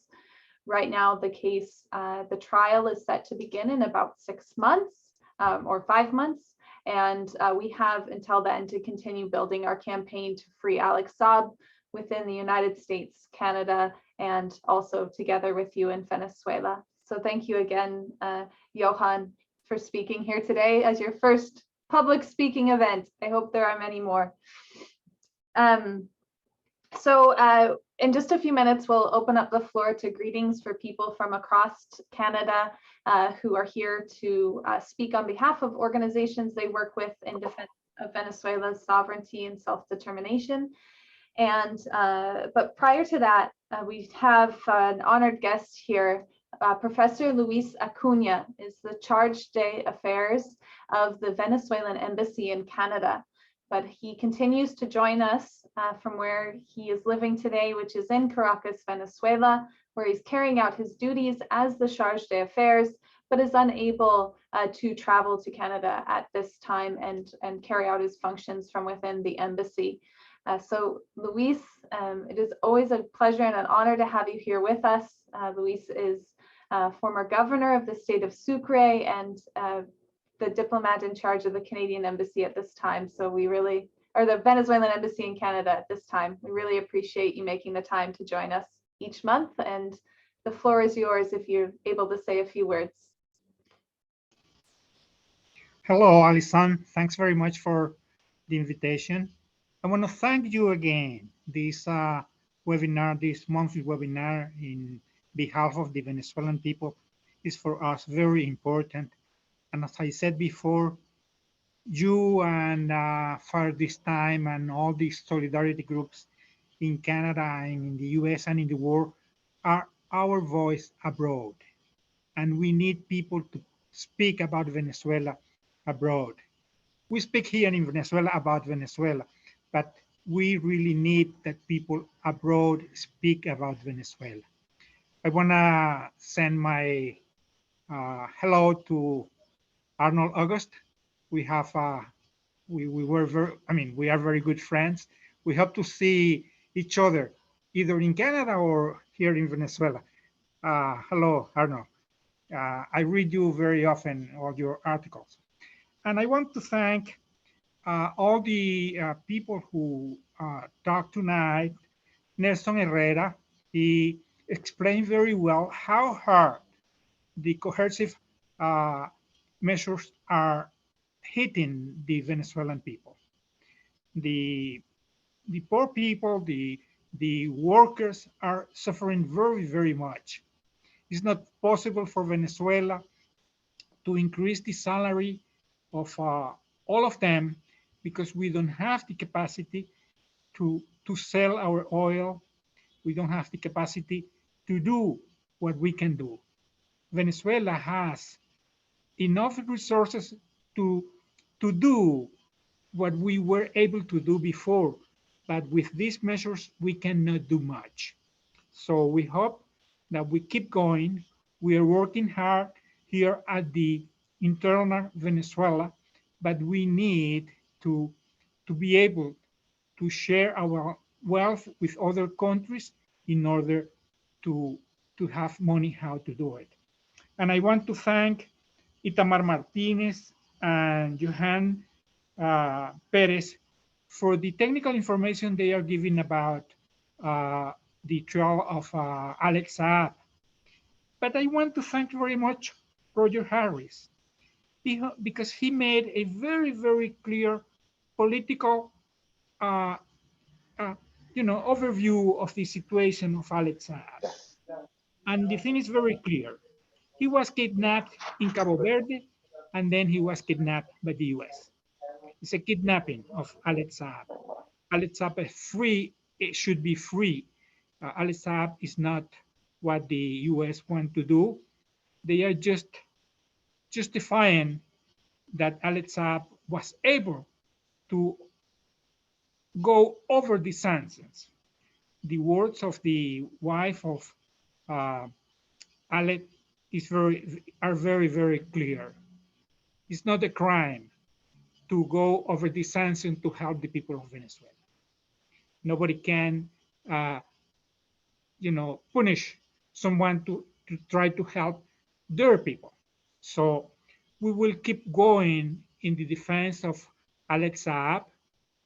We will do everything we do in order to have him free, and I am sure we will succeed, because there is nothing that Alex Saab did that can be proved. Although the US don't need to prove things to do what they do, and but we are confident that Alex Saab will be free.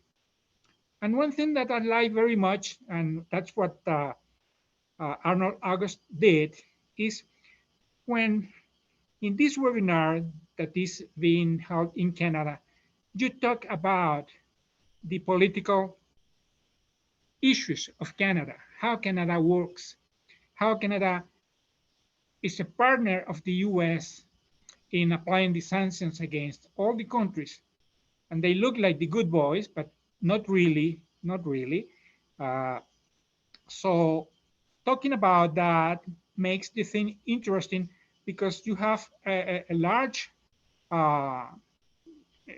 many people of Canada who are listening, and it's very good that they know what Canada is doing with the sanctions against Venezuela and against Cuba in a sense. So you can, you can teach people what is happening in Canada, because it's not only the US.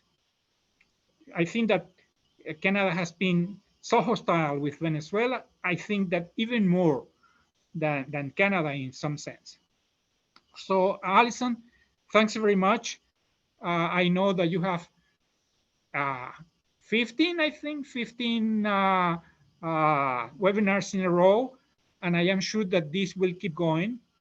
And in the way that this keep going, more people know what is happening here, what is happening in every place, and what is happening with the sanctions, and what is happening with Alex Saab.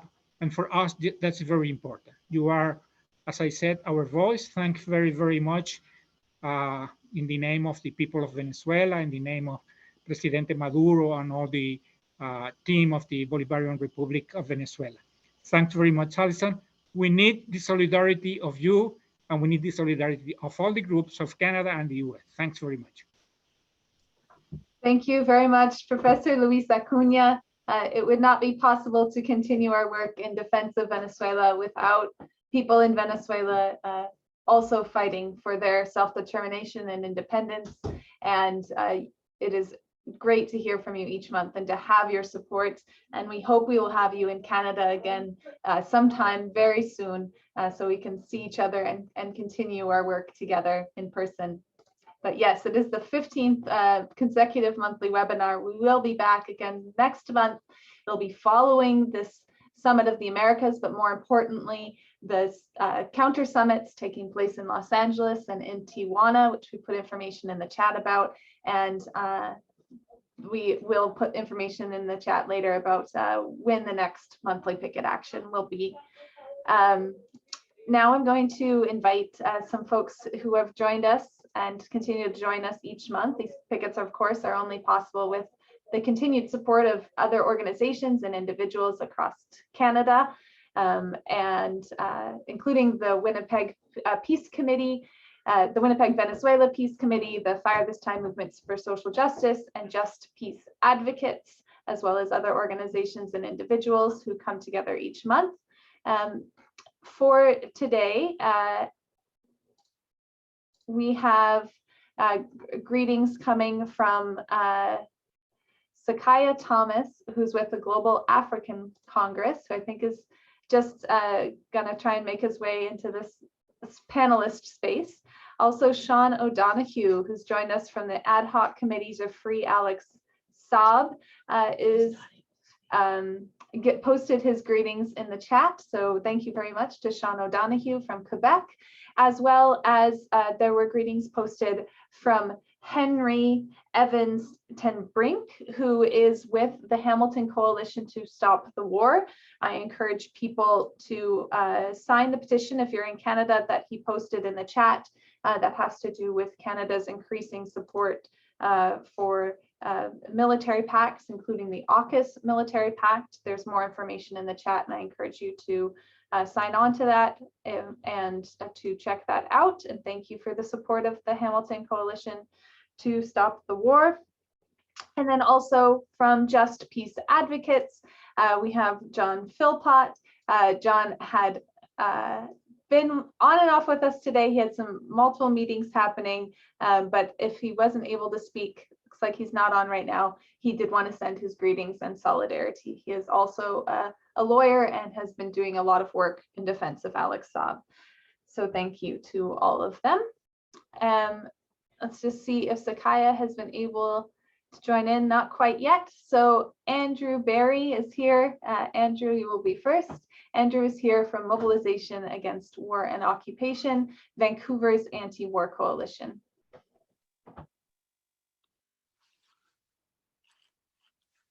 Hi there.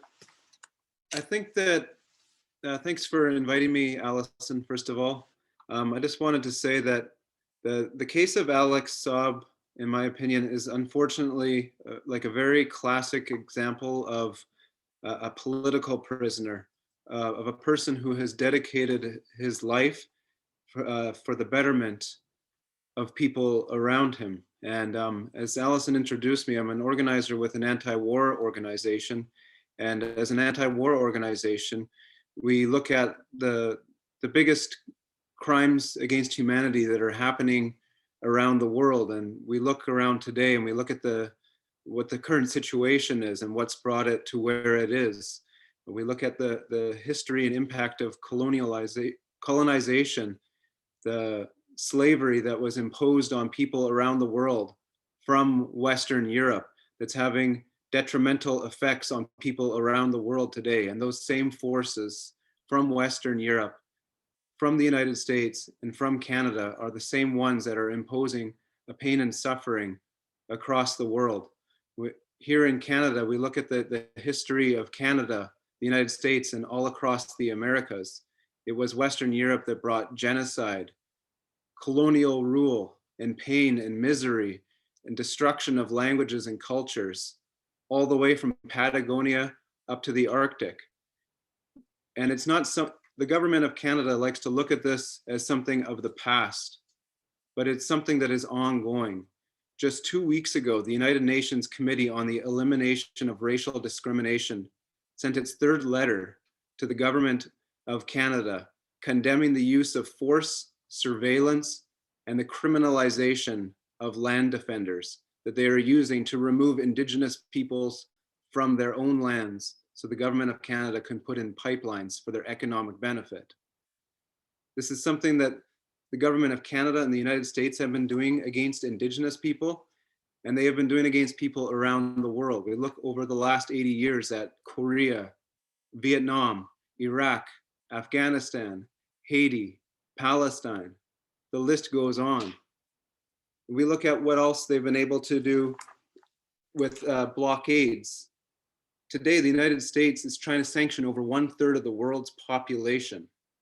These sanctions that have, between the first United States war in Iraq in 1991 until its second war in 2003, killed 1.5 million people from sanctions and a blockade on the people of Iraq. The majority of those people were children who died from those sanctions.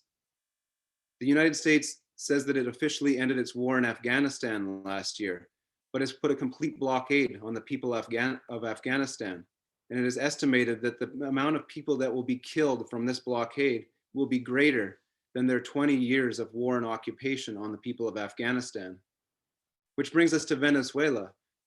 A report in 2019 said that the previous 2 years, the US sanctions killed up to 40,000 people in Venezuela. And Alex Saab, a person who went to try and secure food for people in Venezuela, a person who risked his life, is a person who did this to try and put an end to the suffering that the United States has put on the people of Venezuela. I think as an anti-war organizer, we look at someone like Alex Saab, and he must be a symbol of anti-war. And I want to talk about one other issue related to Venezuela, which I believe Venezuela is an anti-war government. As people know, 2 days ago, the Zionist regime of Israel murdered a journalist in Palestine.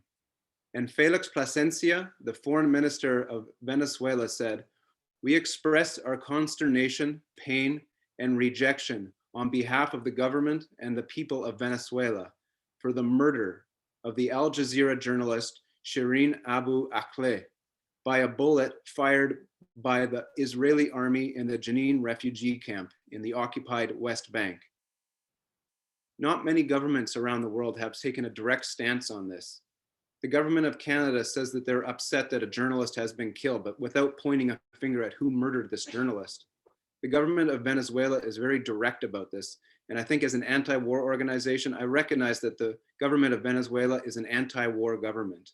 It must be saluted for its effort, not only against wars and occupations around the world, but in trying desperately to find and secure food for its people, for which Alex Saab is a political prisoner.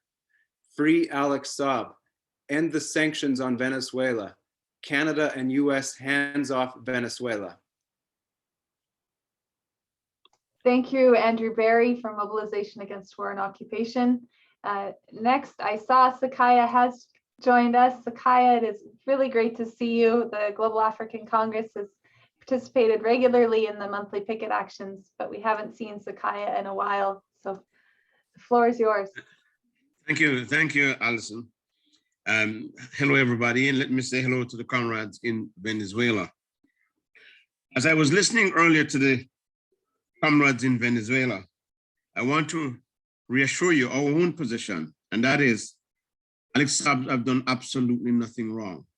Absolutely nothing wrong. In fact, he should not be on trial. The Americans should be on trial.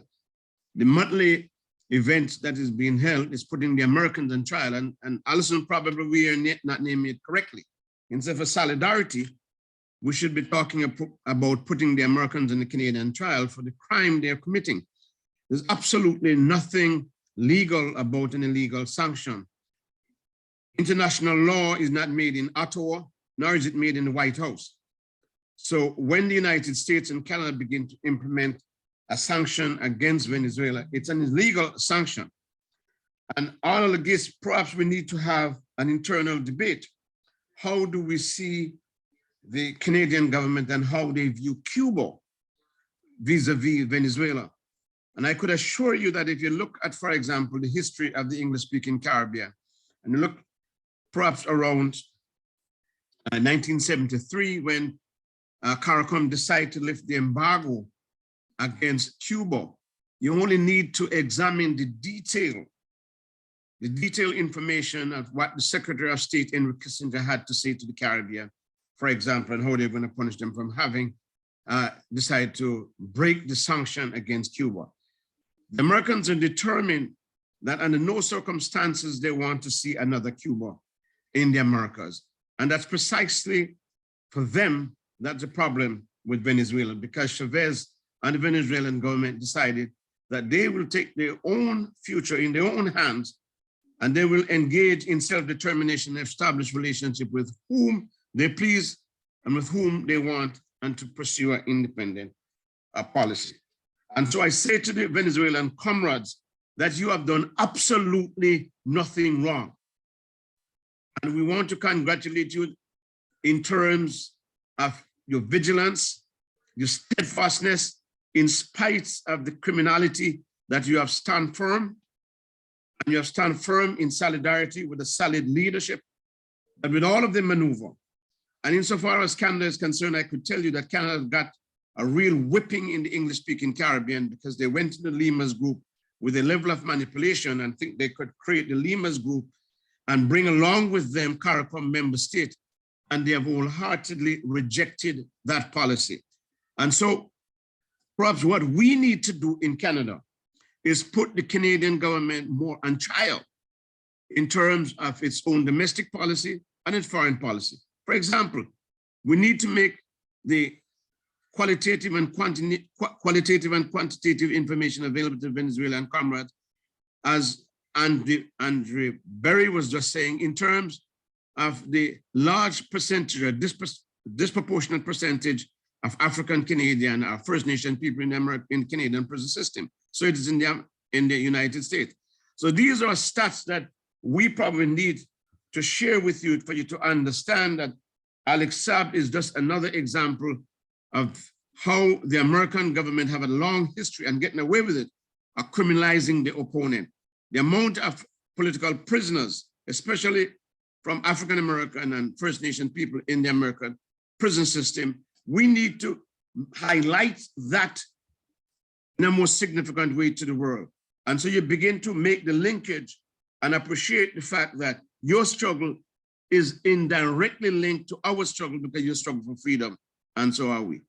And so as we continue to pursue this path of justice, we want to reassure you that we will stand firm with you, and we want to wish you all the very best this month as you continue to celebrate Afro-Brazilian Month. We are happy. We can say that we recognize that the Venezuelan government, unlike the Canadian government, have recognized the enslavement of African people and the genocide against First Nation people, and have set policy in place to begin to eliminate that process. For that, we applaud you, and we'll continue to work with you to ensure that you steadfastly continue to work to achieve the greatest form of human justice and human solidarity. Thank you. Thank you, Sakaya Thomas, and to the Global African Congress. This week, Venezuela is marking Afro-Venezuelan Day, and I encourage people to look for more information about that. Wonderful speakers today, really a host of people from all across Canada, Venezuela, and the United States. Thank you again so much to Nelson HERRERA from the PSUV in Venezuela and PCOA, to Roger Harris, a board member of the Task Force on the Americas, to Arnold August, author and journalist in Montreal, Quebec. Greeting Professor Luis Acuna, and also thank you to Johan and Itamar from the Free Alex Saab movement in Venezuela. We're going to start promoting people to become panelists, and so you will get an information on your screen that says, would you like to become a panelist? If you click yes, then you will be able to join as a panelist and turn on your video and join us with a sign or a flag or just a smile and a fist of resistance, demanding an end to Canadian US sanctions against Venezuela and freedom for Venezuelan diplomat Alex Saab. It has been the 15th monthly picket action for Venezuela and demanding freedom for Alex Saab. The next one will be in June, Thursday, June 16th, following the events at the Summit of the Americas and the counter summits taking place in Los Angeles and Tijuana. Please make sure to join both of those events, the information has been put in the chat, and they will both be virtual as well as in person in Los Angeles and Tijuana. If you have received an invitation, please accept it, and you will be able to join us as a panelist tonight in order to take our group photo and do some chanting together. I'm going to go ahead and start.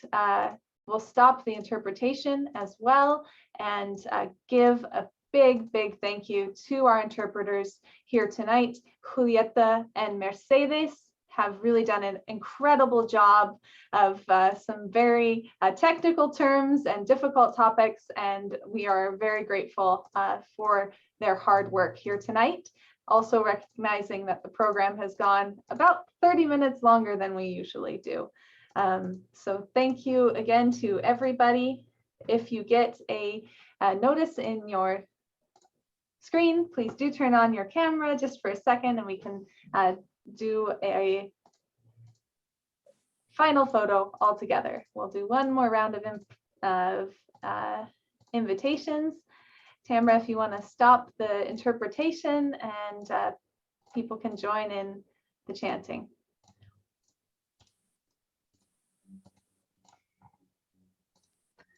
Hola, bienvenido. Hello, everybody again. Vamos a empezar con la foto en un minuto. Si quieres abrir tu cámara, tu micrófono, a decir que libertad para Alex Saab, freedom for Alex Saab.